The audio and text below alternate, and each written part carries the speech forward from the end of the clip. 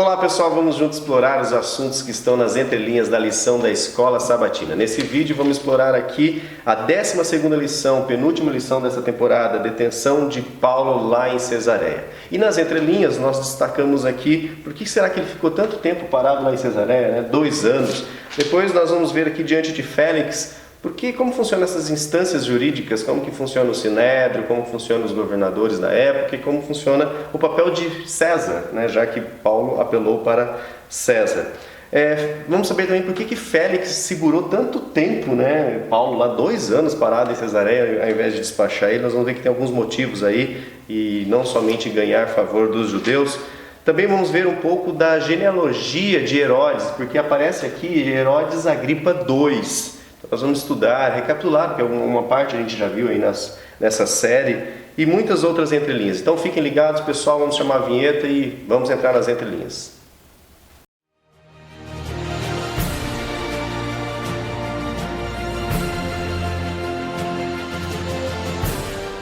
Ok, pessoal, então vamos dar início aos estudos dessas entrelinhas do vídeo dessa semana, e antes nós gostaríamos aqui de destacar que muitas pessoas aceitaram o desafio e comentaram: olha, fui até o fim. Valeu, pessoal, o pessoal é bastante fiel. Vamos lá então. Edna Patrícia comentou: Shabbat Shalom, cheguei até o fim. Aliás, pode dar o tempo que for, sempre vou até o fim. Isso quando não ultrapasse muito do tempo, pois muitas vezes dou pausa no vídeo para fazer minhas anotações. Ó, Edna, parabéns, obrigado. Luzilene Araújo, fui até o pó do fim, muito bom.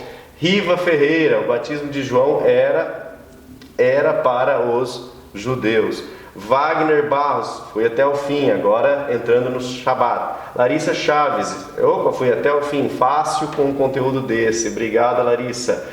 Gelson Luiz Ribeiro, fui até o fim, faço uso dos ensinos de vocês na sala de aula, valeu Gelson. É isso, Gelson. Marcela Santana, fui até o fim, não dá para parar. Margarida Maria também comentou: oi turma, entre linhas, fui até o fim. Fui até o fim e repeti, né, Ricardo? É isso aí, Margarida.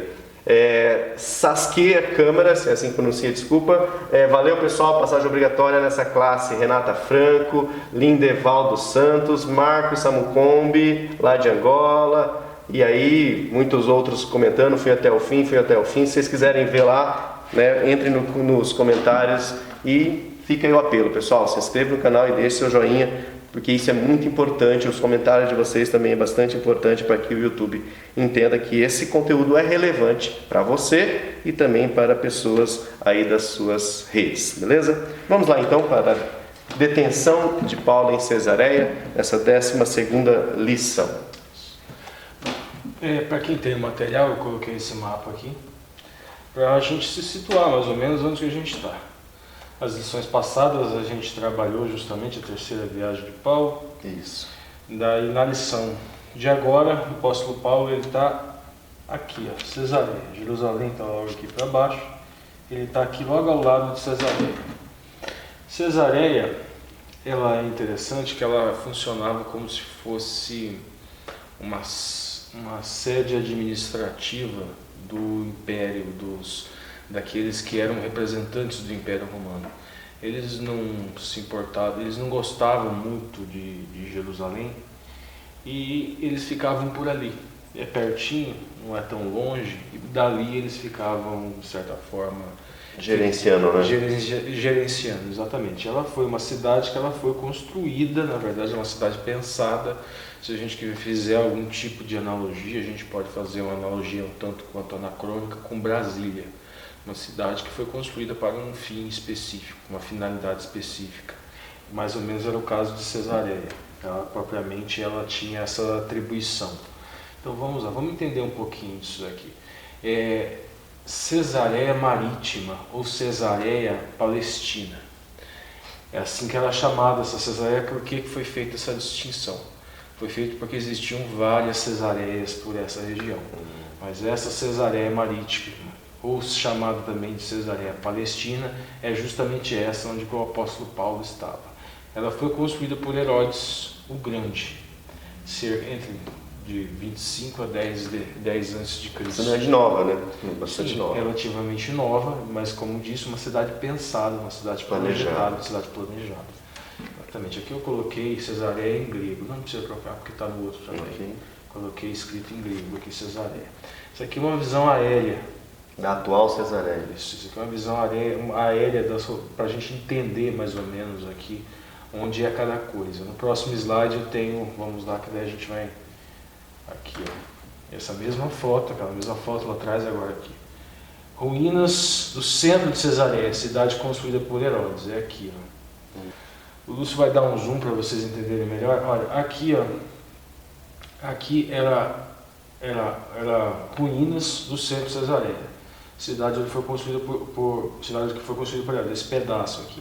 Aqui do ladinho, ó, esse pedacinho aqui, ó, é onde era, na verdade, onde é hoje, né, as ruínas do hipódromo. Eles tinham corrida de cavalo lá.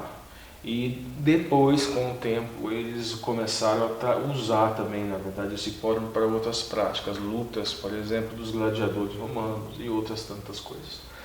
Agora, aqui, ó, era onde era o pretório de Cesareia.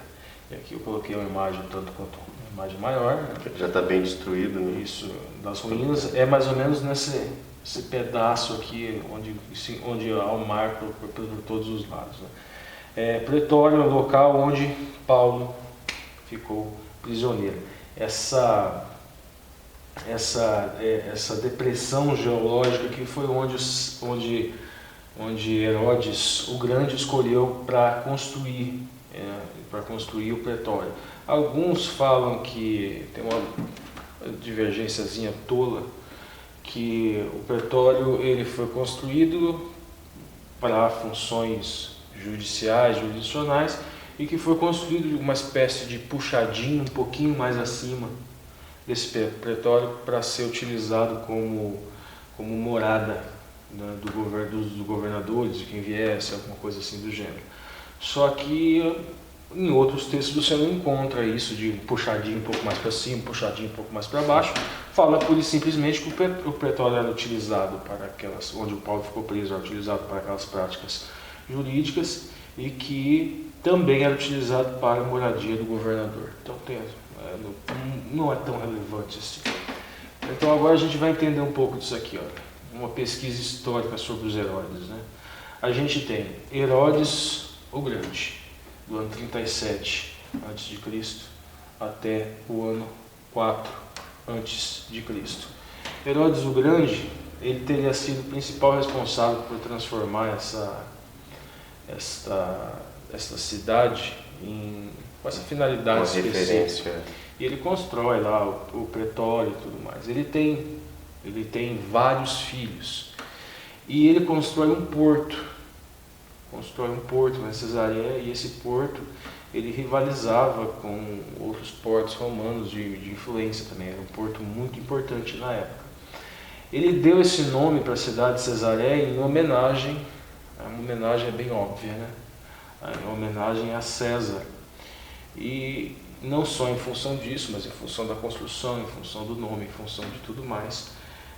Quando ele se vai, existe o apoio para que esse poder que foi dado a Herodes se espalhe entre os seus filhos. Nós temos alguns filhos. Eu vou falar um pouco aqui para a gente entender, para a gente não fazer muita confusão com essa questão dos herodianos, né? A gente tem aqui a primeira geração Herodes o Grande, rei da Judéia, da Gália, de Itureia, do ano 37 até o ano 4 antes de Cristo, na época do nascimento de Jesus. A gente encontra referência, em Mateus, capítulo 2, do versículo 1 ao 18, e Lucas, capítulo 1, no versículo 5. Então, esse daqui que está aqui. Esse é o que mandou matar as criancinhas, exatamente, os recém-nascidos de até 2 anos. Exatamente. E ele que também deu aquela atribuição para Cesareia, construiu ela com aquele fim. Vamos lá, daí a segunda geração. Na segunda geração a gente tem vários Herodes chamados. A gente tem Herodes Filipe II, a mãe dele Cleópatra, ele é a tetrarca da Itureia e de Troconites. Ele reinou do ano 4 até o ano 34 DC. A gente tem Arquelau, a mãe é Maltace, ele era governador da Judéia, da Idumeia e da Samaria, do ano 4 antes de Cristo, e o outro é o ano 6 depois de Cristo. Quando José e Maria partiram para o Egito, eles foram enviados à Judéia e se estabeleceram em Nazaré. A gente vê essa referência aqui em Mateus 2, 19 e 23. Tá, a gente tem, nessa segunda geração ainda Aristábulo, a gente tem Herodes, finalmente o que está aqui, Herodes Antipas. Herodes Antipas, a mãe dele era Maltácia, ele era tetrarca da Galileia e da Pérea. Segundo o marido, mandou executar João Batista. Então aqui a gente tem Herodes o Grande, mandou ele que perseguiu o Messias. Herodes Antipas executou João Batista. Então já podemos fazer uma distinção aqui bem de dois Herodes diferentes. Bem tranquilo. Estamos aqui eu estou falando da segunda geração, tá? Mas no slide só foi destacado Herodes Antipas, que foi que mandou executar João Batista. Tem mais Herodes? A gente tem Herodes Felipe I, ele não governou, e a gente tem Antipatra, que também não tem muitas informações sobre ele, só fala que a mãe dele é Doris. Prosseguindo, agora vamos para a terceira geração. Na terceira geração a gente tem Herodes Calques, Herodes Agripa I, que está aqui, e depois Herodias, que casou-se com seu tio Herodes Filipe I. E no caso a gente voltaria para a segunda geração. Tá, e por fim, daí a gente tem agora uma quarta geração. Quarta geração a gente... Filho do Agripa I, né, que é destacado somente. Isso. Daí a gente tem Herodes Agripa II, que já está aqui. A gente tem Salomé, que é filha de Herodias e de Herodes Filipe I, dançou em troca da cabeça de João Batista. Interessante. E a gente tem aqui também a Drusila, que casou-se com Félix, governante da Judéia, que examinou o caso de Paulo. Drusila era filha de Agripa I também. Exatamente, ela era irmã de Agripa I. A história, a gente vai, vamos adiantar aqui agora, para a gente entender aquele casal. Quando a gente chegar lá, a gente vai esse Herodes Agripa II, essa esposa dele conta a história de que a referência é isso aqui, ó, Carne Bíblico, edição revista e ampliada, nova versão internacional, que ela antes era casada com um tio, como a gente já falou. Depois ela retorna e casa-se com o meu irmão. E esse livro narra, inclusive, que ela teve um caso com dois imperadores romanos. Que coisa, né? Então, só para a gente entender um pouquinho o ambiente que o apóstolo Paulo estava, para quem que ele estava falando. Vamos seguir lá nos slides.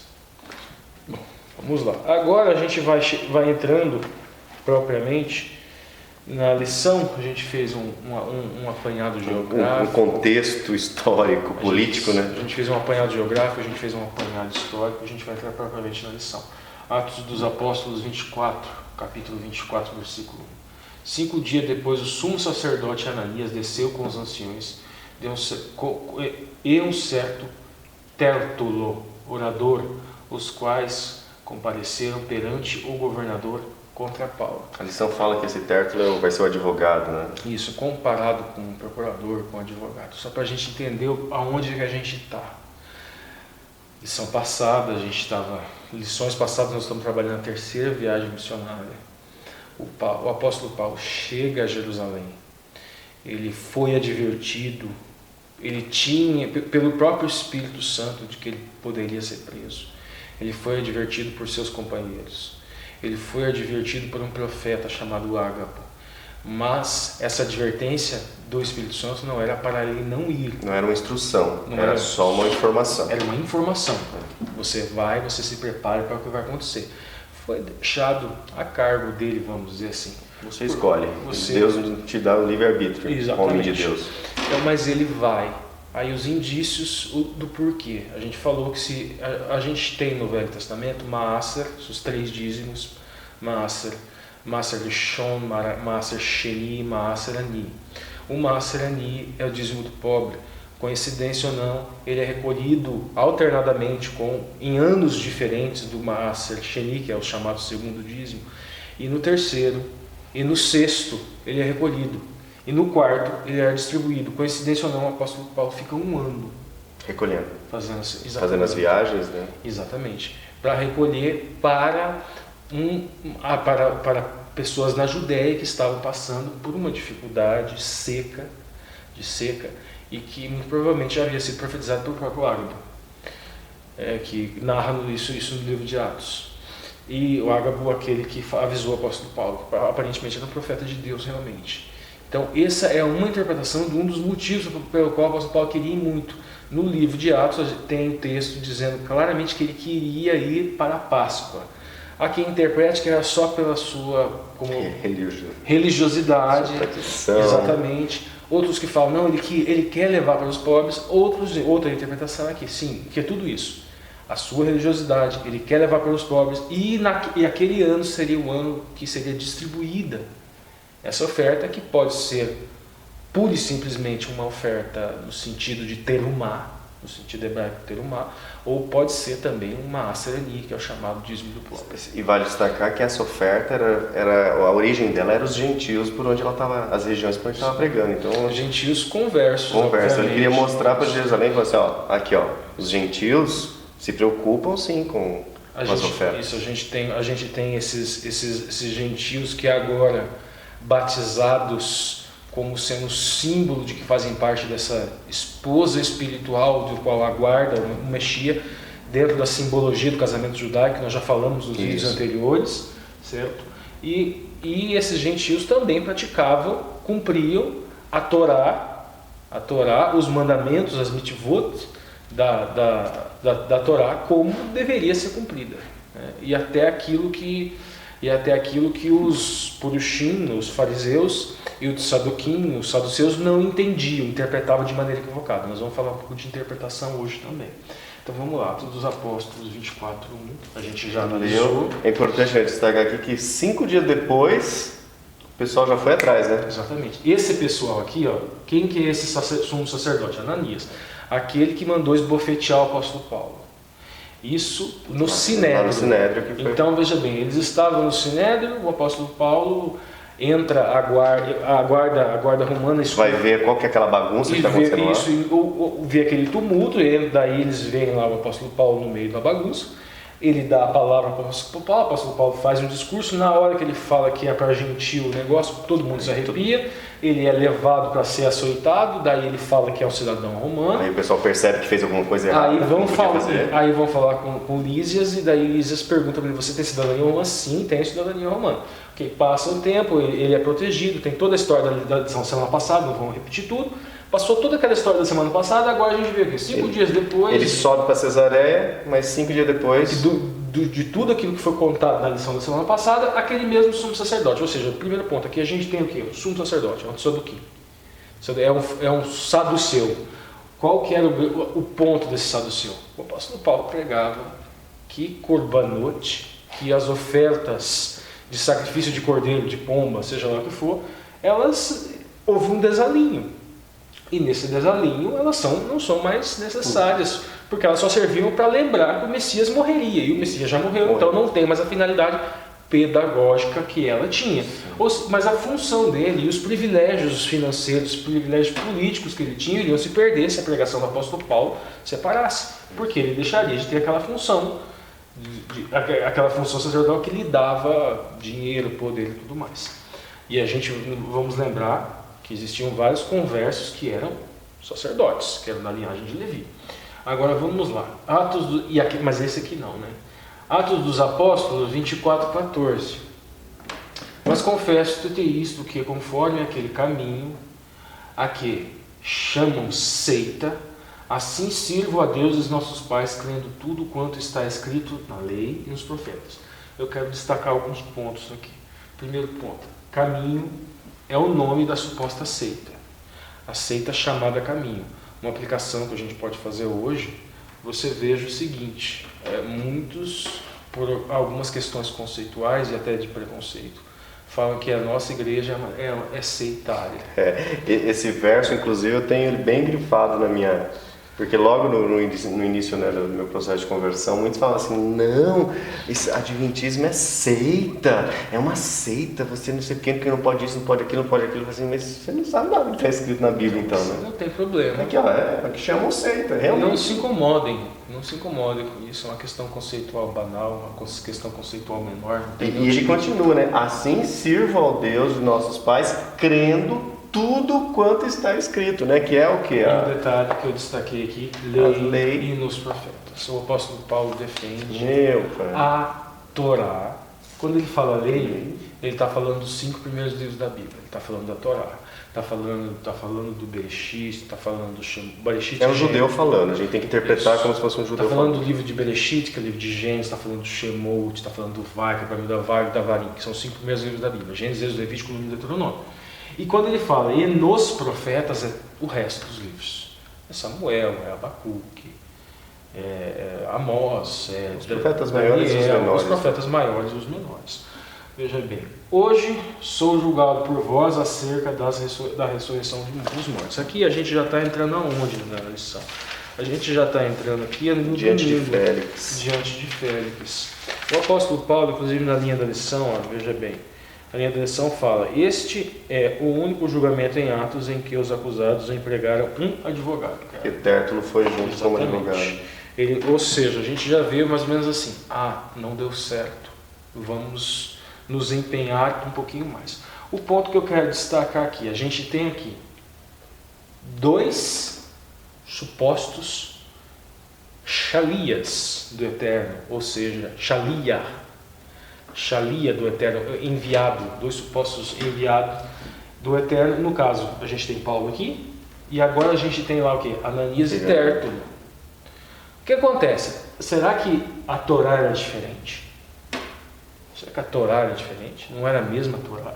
Será que os livros dos profetas eram diferentes? Não era a mesma Torá? A gente fala que a Bíblia é inspirada. Não tenho dúvida que a Bíblia é inspirada. Só que uma coisa é texto, outra coisa é interpretação de texto. A Bíblia foi divinamente inspirada e ao longo da história as interpretações desse texto, elas foram da pureza para a impureza, da verdade para a mentira. O apóstolo Paulo aqui, ele vem resgatar essa verdade. Nós analisamos isso como os atos pedagógicos que estão na Torá são também para transferir ensinos, propriamente ensinos. Por isso que a gente destaca muito essa questão das festas. As festas, propriamente, elas não vão salvar ninguém. A única coisa que salva é imunar no eterno. Agora, ela nos dá mais segurança com relação às doutrinas, que são as doutrinas corretas e as doutrinas incorretas. Vi recentemente um judeu ortodoxo falando que o Mashiach não poderia vir e depois se ausentar. Só que na própria construção do casamento judaico, na história dos tempos de Cristo, o Erusim, ele tinha fases, e uma fase era feito o casamento. Ele vem, faz a apresentação. Ele faz a festa. Isso, faz uma festa de noivado propriamente, onde se quebra o cálice, e depois ele sai para preparar a morada. O ato pedagógico está todo lá. E não é só casamento. Então tem muita doutrina envolvida para a gente ter segurança. Mas o ponto principal aqui da lei dos profetas também é o seguinte: existe um fato que é morte e ressurreição do Messias. Esse fato, morte e ressurreição do Mashiach, ele nos obriga, se nós temos fé nisso, a abandonar, a enxergar como falsas interpretações X, interpretação Y. No caso aqui, interpretação de Ananias, interpretação do Sinedrim, interpretação do Sinédrio, e entender como verdadeira. Então, a emuná no Mashiach, a fé no Messias, fé atuante, não existe emuná que não seja atuante, ela nos permite discernir doutrinas verdadeiras e doutrinas falsas. É o núcleo central da pregação, e nos permite identificar falsos e verdadeiros profetas. Importante, acho que talvez esclarecer aqui, que a gente estava discutindo aqui por trás das câmeras, né? Qual que era o papel, por exemplo, do Sinédrio? A gente estudou na última semana, né, que o Sinédrio estava lá um sumo sacerdote, então parecia que tinha entidades mais religiosas lá. Porém, não são entidades só religiosas. O Sinédrio, na verdade, ainda é uma representação política, né? Também, exatamente. Mais ou menos assim, a gente não pode falar que o Sinédrio seria nosso primeiro grau de jurisdição e que o tribuno seria o segundo grau de jurisdição. Não é bem assim, porque a gente, através de CES, que fala todo o poder humano do povo, nós entendemos que tanto o primeiro, quanto o segundo, quanto o terceiro grau de jurisdição do Brasil é um poder que emana do povo. No poder legislativo, é um poder que emana do povo. Só que aqui nós temos um povo que é chamado povo judeu, povo que morava em Jerusalém, que foi dominado por um outro povo, um povo diferente, que seriam os romanos. Mas eles tinham propriamente um tribunal. Mas como eles eram povo dominado, o povo dominante, ele se sobrepunha a eles e criou uma estrutura jurídica de controle, vamos dizer assim, de eventuais decisões que poderiam ser tomadas pelo Sinédrio. E o apóstolo Paulo, ele era de cidadania romana. Como sendo cidadania romana, essas leis romanas o protegiam e essa estrutura jurídica romana o protegia. Seria como a Roma dominasse, né, os seus povos, mantinha alguns tribunais com as suas leis regionais, porém havia uma lei maior que era a lei romana e as leis regionais não poderiam entrar em conflito com as leis romanas. Mas não vamos confundir com a Constituição Federal e com as leis, com a Constituição Federal e a Constituição Estadual do Paraná. E a municipal, as três níveis, isso, né? A lei orgânica do município. Não vamos confundir que não é isso. Tá. Então vamos lá, vamos seguir aqui. Seguindo, a gente tem Atos dos Apóstolos, no capítulo 24. Deixa eu ler aqui. Em alguns dias depois, vindo Félix, com sua mulher Drusila, que era judia, mandou chamar a Paulo e ouviu acerca da fé em Cristo, esperando ao mesmo tempo que Paulo lhe desse dinheiro, para que o soltasse, pelo que também muitas vezes o mandava chamar e falava com ele. Esse aqui já é a resposta da pergunta que eu lancei logo na introdução do vídeo, né? Assim, por que Paulo ficou 2 anos lá em Cesareia? Ou seja, é muito tempo por um... Bom, apesar que para hoje no Brasil é normal, né? A pessoa ficar 2, 3 anos esperando o julgamento. Mas, por que ele ficou então 2 anos lá? Parado. Vamos lá, a gente tem várias questões, né, aqui para a gente analisar. Primeira questão, sob o ponto de vista espiritual, que a gente pode estar falando, no caso, é daqueles que na verdade já tinham emuná no Mashiach, já eram conversos, poderia ser um estímulo para que eles desempenhassem e aprendessem a desenvolver a oração intercessória. Primeiro ponto. Segundo ponto, também poderia ter uma finalidade com relação a Lucas. Lucas estava aqui, provavelmente Lucas... A linha da lição diz que Lucas não estava preso com ele, né? Não, mas ele tinha livre trânsito, vamos dizer assim. A gente olha a conjugação do verbo na narrativa do livro de Atos e ele se inclui, utiliza o verbo nós. Mas veja bem, então poderia uma finalidade também de dar condições de evangelística, condições de Lucas poder escrever tanto o Evangelho quanto o livro de Atos. Ele tinha livre acesso ao apóstolo Paulo muito ativo. Sossega aqui um pouquinho, vamos sossegar você. Isso inclusive é uma possibilidade. O Halley fala isso, né? Ele fala que Lucas pode ter descido a Jerusalém muitas vezes, subido muitas vezes nesses 2 anos, entrevistando de primeira mão. Né? Um outro ponto também é que o Eterno ele não privilegia gentios e gentios. Aqui a gente tem a cúpula romana. São romanos que são autoridades. Uma oportunidade também do Eterno de tentar converter essas pessoas com práticas complicadas. A gente vai falar um pouquinho lá. O Herodes, ele era Herodes o Grande, ele era edomita, ou seja, ele era da linhagem de Edom. Edom, no caso, é Esaú. A gente tem lá Abraão e Isaac. Isaac tem 2 filhos, Jacó e Esaú. Da linhagem de Jacó vem todo Israel. Da linhagem de Esaú vem os edomitas. Então ele é mestiço. Mas ele também é judeu, então ele tem essa linhagem tanto do filho de Isaac, Jacó, quanto de Esaú. E ele também é romano, ou seja, é um mestiço de mais alto nível. Curiosamente, os mestiços não são muito bem vistos pelos judeus chamados puros, né? Mas a gente vai ver uma certa bajulação aqui mais pra frente. E um comentário, uma contextualização, na verdade, assim, isso talvez uma aplicação, uma explicação. Por que Deus às vezes permite, né, que você, um cristão é doutor, um cristão é médico, um cristão é da alta sociedade, temos cristãos, ou seja, Deus, como você colocou, né? Existem ricos e pobres. O rico deve exercitar a caridade com o seu patrimônio. O patrimônio também é um dom de Deus. O pobre deve exercitar também a humildade, a submissão, aprender a desenvolver esses dons com aquilo que Deus lhe deu. Ele concede, né? Ele permite. Aquilo que Deus concede, aquilo que Deus permite que acontece com você. Mas vamos lá então, vamos seguir. Então o apóstolo Paulo aqui, uma aplicação interessante na classe também, não vamos pensar que o evangelho é para X ou para Y. O evangelho é mais para os pobres, porque na África eles aceitam melhor o evangelho. O evangelho é para todos. Talvez uma possibilidade interpretativa aqui, esses 2 anos e meio do apóstolo Paulo aqui, um enfoque maior talvez fosse justamente esses que iam interrogá-lo, tentar dar uma oportunidade de conversão. Deles ouvirem, né, uma boa mensagem, um testemunho.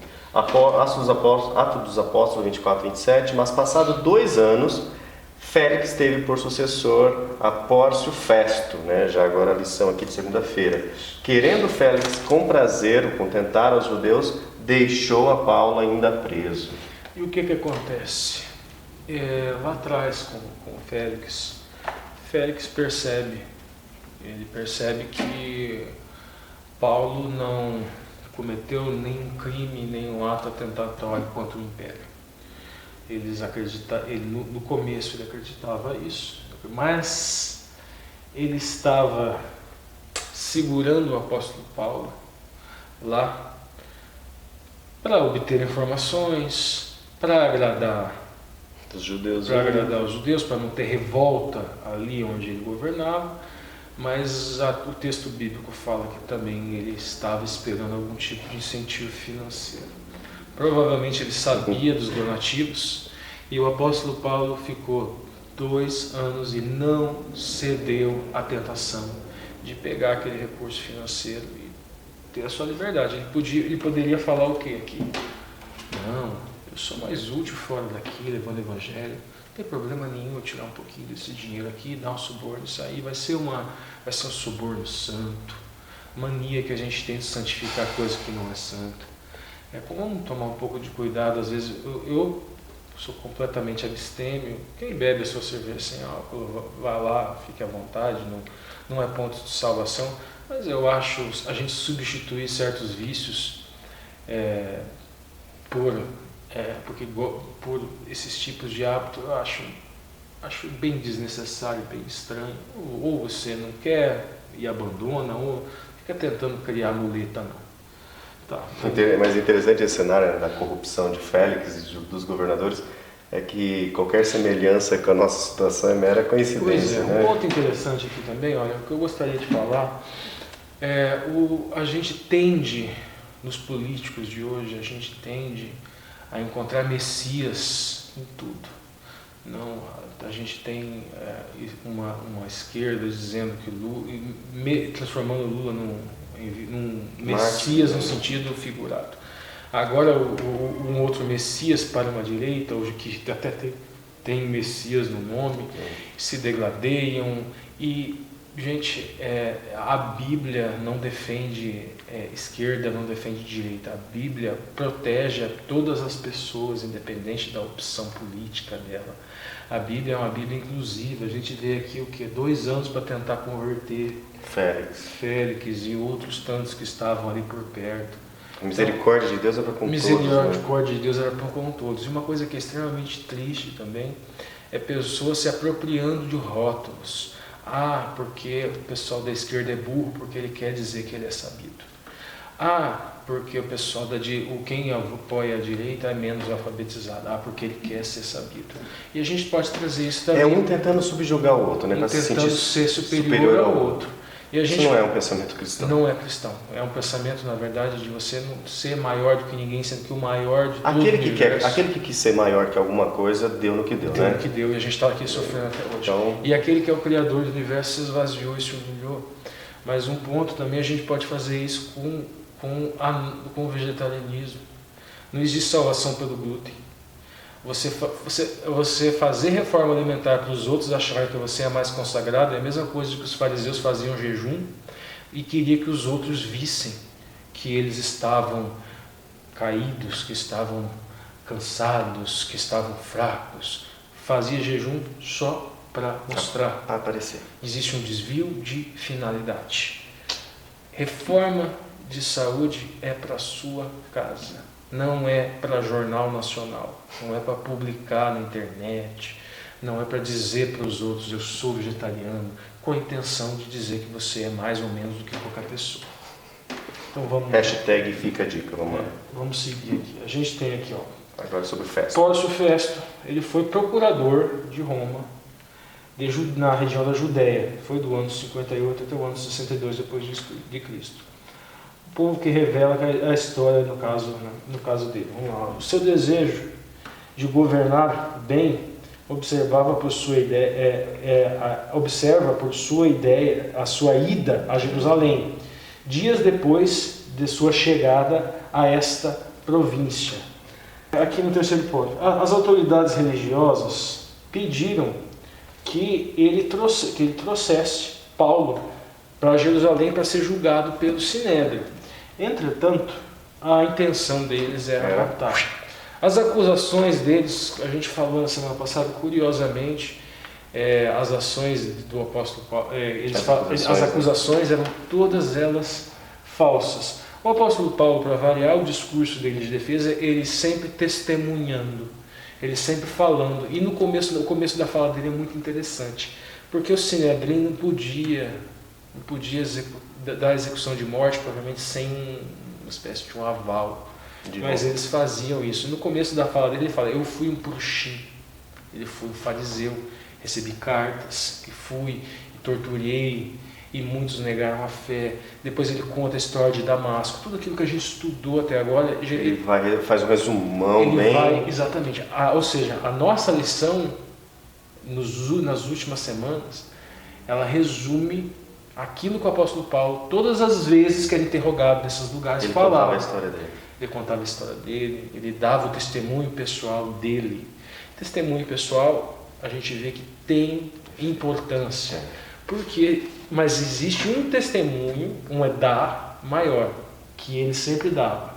O Messias morreu e o Messias ressuscitou. Vamos lá, vamos seguir aqui. Herodes Agripa, Atos dos Apóstolos, capítulo 25, 13. E passado alguns dias o rei Agripa e Berenice vieram a Cesareia saudar Festo. Pelo que o rei Agripa não foi desobediente à visão celestial. Atos dos Apóstolos. Eu selecionei essas duas passagens aqui. Por quê? Quando o apóstolo Paulo toca nesse ponto aqui, morte e ressurreição, ele se arrepia. Ele estava aceitando tudo numa boa. A gente já falou que ele era de uma linhagem, era mestiço, mas ele era de uma linhagem judaica. O apóstolo Paulo, ele fala: você, Agripa, você aceita a Torá e você aceita os profetas. Ele sabe disso. Note, só que o ponto-chave aqui arrepia ele: morte e ressurreição. Na interpretação do apóstolo Paulo, a morte e ressurreição de Cristo já estava descrita aonde? Na lei e nos profetas. Na Torá e nos profetas, e nos Navi. Na quinta-feira, a linha da lição traz que Herodes Agripa II era judeu. Então ele conhecia tudo isso. E aqui coloquei de novo aquela separação que a gente falou no início: Herodes o Grande, que nós estamos primeira geração. Esses três aqui: Herodes Antipa, Herodes Arquelau, Herodes Filipe seria a segunda geração, Herodes Agripa I. Só um detalhe desse Herodes Agripa I aqui que a gente pode falar também, interessante. Esse Herodes Agripa I, aqui, isso também está na linha da lição, ele lá naquela região, ele se vestiu com roupa, a gente encontra isso em José, viu?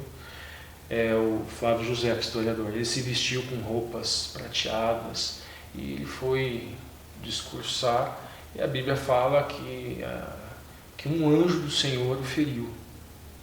Um anjo do Senhor o feriu e a gente encontra em José dizendo coisa parecida, sem utilizar a questão do anjo. que toda aquela história de fato aconteceu, que ele estava vestido com aquela roupa e aquela roupa brilhava, e alguns bajuladores dele, no caso aqui o Agripa I, tá? Herodes Agripa I, alguns bajuladores dele começaram a exaltá-lo. Isso não é voz de homem, isto é voz de Deus. E ele sente uma dor abdominal muito grande e ele acaba falecendo. Esse Herodes Agripa II, aqui, olha, é o filho desse anterior, foi diante dele e da sua irmã, Berenice, que Paulo fez sua defesa em Cesareia. Então vamos lá aqui, aquilo que a gente, reforçando, gente, não vamos usar a Bíblia para aquilo que ela não foi escrita. A Bíblia não é um manual científico. Então a gente querer pegar a Bíblia e ficar querendo encontrar verdades científicas é desvirtuar a finalidade para a qual ela foi escrita. A gente pegar a Bíblia e querer transformar num manual de ciências políticas é desvirtuar a finalidade para a qual aquilo que ela foi escrita. A Bíblia foi escrita para a nossa salvação e ela tem um único tipo de interpretação possível para a Bíblia, é uma interpretação harmônica. Uma interpretação em que a gente não faça a Bíblia brigar com a Bíblia. É impossível você pegar a Bíblia, transformar num manual de ciências políticas e você não fazer a Bíblia brigar com a Bíblia. E o pior, você não transformar um Deus de amor em um Deus de terror. Dois deuses, um Deus de terror no velho, um Deus no novo. Existem questões idiomáticas de 3, 4 mil anos. As palavras cultural. As palavras hebraicas, ela tem vários significados diferentes e alguns selecionam o significado de acordo com a sua interpretação. A nossa base para buscar esse tipo de interpretação, que não é uma interpretação fácil, é aquela: Messias que morreu, Messias que ressuscitou para nos dar salvação, Messias que morreu pelo nosso pecado, um Deus de amor. E porque Ele é amor, Ele pratica justiça. Sedacar é ato de caridade, mas é ato de justiça também, porque eu não sou justo, eu preciso da justiça do Eterno. Eu tenho emuná no Mashiach, e ter emuná, que é fé atuante, não significa de maneira nenhuma que você não peca. Significa que a despeito do seu pecado, você pode pecar, mas você continua com essa fé atuante. Você pecou na sexta-feira, mas no sábado de manhã você está na igreja pregando. Isso é emuná, isso é fé atuante. Você, obviamente, o ideal é não pecar, mas se você Filhinhos, se pequeis, lembre-se que você tem um advogado. Se arrependa, tente não evitar essa prática, mas o principal é não perca a emuná. A emuná, não é porque você pecou que você vai deixar de adorar, de Se a gente entra numa visão legalista, o que a gente faz? Tem que atingir a perfeição moral. Pequei, parei então, não exerço mais o ministério, parei, não vou mais praticar o amor a Deus e o amor ao próximo porque eu pequei. Vixe, mas então todos nós somos pecadores. Esse é o problema. Ou você mente ou você para. Ou você mente ou você para. Ou você mente para si mesmo dizendo que não peca. Isso. Ou então você para de exercer o seu ministério. Nós não somos perfeitos. E vamos parar de olhar com uma régua o outro e com outra régua a gente. A gente é uma régua bem folgadona. O outro é uma régua curta. Certinho. A pessoa está pregando lá na frente, está lá cochichando. Mas você não sabe olha o que eu sei do sujeito. Esse sujeito aí, não sei o que, não sei o que. Gente, espera lá. Ninguém é melhor que ninguém. Exatamente. E preste atenção no que o Espírito Santo está usando aquela pessoa naquele momento para falar ao seu coração. Sim. Que isso é importante. E um detalhe importante também que me incomoda muito, gente. Olha, a gente tem uma outra ponta. A palavra de Deus, eu já falei e vou repetir. A palavra de Deus é coisa fina. A gente tem os transtornos, sabe? A gente às vezes tem uns transtornos de ordem psicológica, às vezes, e a gente tem uma pessoa que está lá na frente, falando uma mensagem que o próprio Espírito Santo está mexendo na boca da pessoa. E você está vendo os trejeitos da pessoa. Porque a pessoa faz isso, porque a pessoa faz aquilo. Isso é comportamento de um cristão. Ficar reparando que a pessoa é isso, que a pessoa é aquilo. Já ouvi, vou utilizar um exemplo, O próprio Leandro Quadros não esconde de ninguém que ele tem algum tipo de tiques, vamos dizer assim. Você ficar assistindo agora os vídeos do Leandro Quadros Só para pegar os tiques. só para pegar os tiques do Leandro Quadros. Presta atenção se aquilo que ele está falando realmente é a interpretação correta da Bíblia. E não fica olhando o tique que o Leandro Quadros tem. Eu me lembrei agora, né, não vou lembrar o nome porque minha memória é muito falha, mas foi Balaão que foi contratado para amaldiçoar o povo de Jerusalém. Não foi um profeta, né? Não lembro agora, você depois lembra aí nos comentários. E aí ele foi amaldiçoar, e tentar amaldiçoar o povo de Jerusalém, ele ia lá e abençoava. Então, assim, às vezes a gente quer muito olhar para a pessoa que está falando e falar, não quero, não vou aceitar essa mensagem. E quer toda a ordem de perfeição. Até a perfeição, um fio de cabelo solto, porque a pessoa tem algum tipo de... Porque às vezes não conjuga os verbos corretos. E vão me desculpar, gente, mas às vezes porque está de bermuda, porque não concordo muito com isso. Vamos lá. Próximo. E disse Agripa a Paulo, por pouco me queres persuadir a que me faça cristão. Atos dos Apóstolos 26, 28, né? E disse Paulo, provera a Deus que, ou por pouco ou por muito, não somente tu, mas também todos quantos hoje me estão ouvindo, aquele ato importante, se tornasse tais qual eu sou, exceto, né, essas cadeias. A linha da lição vem trazendo alguns comentários sobre esse texto, né?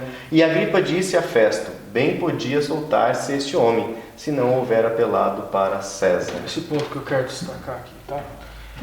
Eu não concordo com isso que eu vou falar agora. Muitas pessoas podem pegar isso aqui dizendo, olha só que besteira que o apóstolo Paulo fez. O apóstolo Paulo pediu que fosse julgado por César, então já que ele se colocou na mão de homens. Gente, isso daqui, o apóstolo Paulo queria pregar em Roma. Desde lá da segunda viagem, se não me engano. O apóstolo Paulo, ele já teve iluminação de que ele iria pregar em Roma. Muito provavelmente esse apelo a César não se devesse propriamente a uma estratégia fria, calculista e jurídica, mas talvez assim, eu quero pregar em Roma, essa é alguma forma de eu pregar em Roma e pregar para o próprio César. E entendo eu que é o caminho mais adequado. Vamos lá. Paulo diante do rei Agripa, a gente tem aqui, ó. E vi no caminho de Damasco, ó rei, uma luz vinda do céu, mais brilhante do que o sol, que refuga em volta de mim e dos que me acompanhavam. Caímos todos por terra, e eu ouvi uma voz dizer-me em língua hebraica, Saulo, Saulo, por que me persegues? Perguntei, quem és tu, Senhor? O Senhor respondeu, eu sou Jesus a quem tu persegues. Isso, ou seja, ele narra a experiência dele, né? Vamos seguir lá, vamos dar uma seguida no texto. Apóstolo, agora Atos dos Apóstolos 27, 1. E o finalzinho, né? E como se determinou que havia de navegar para a Itália, carregaram Paulo e alguns outros presos, um centurião, por nome Júlio, da corte Augusta. Aqui é a divisão hierárquica do Império Romano. O imperador, aí vinha logo abaixo aqui o Senado, derivado vinha o procurador, Isto. pré-cônsul, o pretor, o prescritor, aqui lateralmente a gente tem aqui procurador, das províncias imperiais e províncias senatoriais. A distinção aqui, província pacífica e província que tinha algum tipo de conflito, vamos dizer assim. Tá. A hierarquia militar, general, legado, tribuno, centurão, decano ou conturbério. O general comandava uma ou mais legiões. O legado comandava 10 tribunos formados por uma legião, 4.800 a 6.000 legionários. O tribuno comandava uma corte composta por 6 centuriões, de 480 a 600 legionários. Um centurião? Um centurião, de 80 a 100 legionários. Um decano comandava um cotubérnio, composto por de 8 a 10 pessoas. Legal, tinha toda uma... Isso. E a gente encerra aqui. Bom, pessoal, essas foram as entrelinhas. Novamente, se você gostou aí do conteúdo, não esqueça, vire seu celular aí, coloque seu joinha, vai na sua Smart TV, clique em OK, vai aí para sua esquerda, mais opções, coloca lá gostei também, ok? Se você novamente ficou até o fim, na verdade hoje o desafio não é hashtag fui até o fim não, né? Na verdade é Força Ricardo a hashtag, porque o Ricardo, como vocês viram, ele está meio debilitado, mas aí ele tomou a decisão, não, vamos gravar, tá tudo preparado. E talvez ele pegue um resfriado aí, então por isso que ele está meio uma voz mais fraca, talvez vocês tenham percebido aí, ok? Mas estamos aqui firme e forte, né? E se Deus quiser, Deus cuidará do resto e nos fortalece no demais, né, Ricardo? Tá certo. Então, hashtag firme Ricardo, ok? Na última lição, então, nós talvez não teremos ainda o Alexandre, né? Ainda não, para encerrar esse acho que ele vai estar aqui. Vai. Talvez a gente tenha o Alexandre, talvez não. Mas estamos aí nos preparando já para a próxima temporada aí desse último trimestre de 2014, ok, pessoal? Vamos mandar um alô para o Alexandre, para a namorada dele. Que eles estão visitando Campo Mourão. Estão aproveitando o feriado. Exatamente, feriadão de 7 de setembro, que é o momento que nós estamos gravando essa lição.